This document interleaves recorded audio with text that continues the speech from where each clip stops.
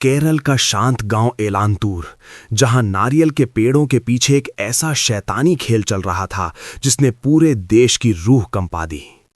कहानी शुरू होती है दो औरतों के गायब होने से।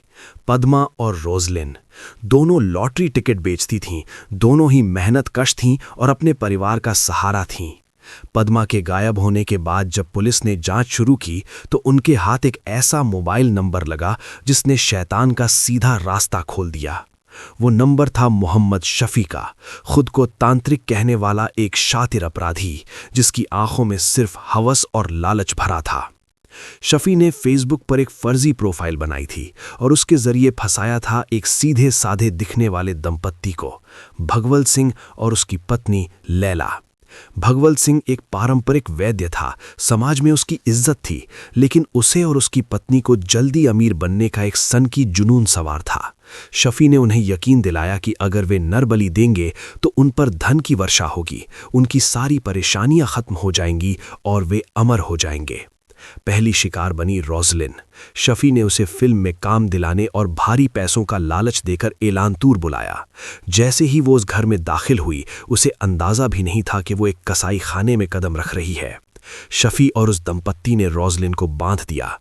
उसकी आंखों में मौत का खौफ था, लेकिन इन तीनों के दिल पत्थर हो चुके थे। पहला कृत्य पूरा हुआ, उन्होंने रोजलिन की जान ले ली। लेकिन लालच की आग अभी शांत नहीं हुई थी। शफी ने कहा, एक बलि काफी नहीं है, किस्मत पूरी तरह खोलने के लिए एक और जान चाहिए।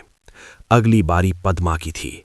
उसे भी उसी लालच के जाल में फंसाया गया और एलांतूर के उसी मनहूस घर में लाया गया।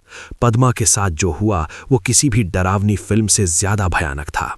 उसे घंटों तक प्रताड़ित किया गया। हत्या के बाद शफी ने उन लाशों के साथ जो किया उसे सुनकर पुलिस वालों की भी रूह कांप गई। खबरों के मुताबिक उन्होंने उन लाशों के कुछ अंगों को पकाया और खाया।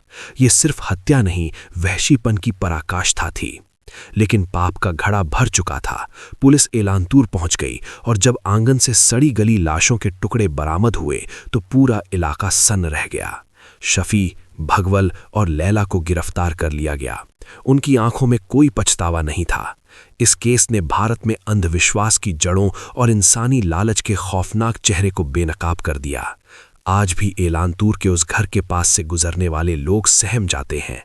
सावधान रहिए, क्योंकि अंधविश्वास और लालच का मेल किसी को भी शैतान बना सकता है।